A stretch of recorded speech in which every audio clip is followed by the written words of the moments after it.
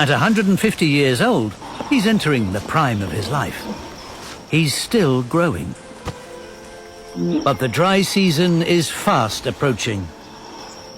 And the food here will soon wither and die. With the wisdom of his years, he knows exactly what to do. The problem is they are 6 miles inland and a 1,250-foot climb. Surprisingly, his old age is the key to his success. His large size means he can overcome obstacles that younger, smaller tortoises simply cannot. After a month, he arrives. A seasonal retreat for the oldest and biggest residents of the island. Getting healthier and stronger. His old age really will be the best years of his life.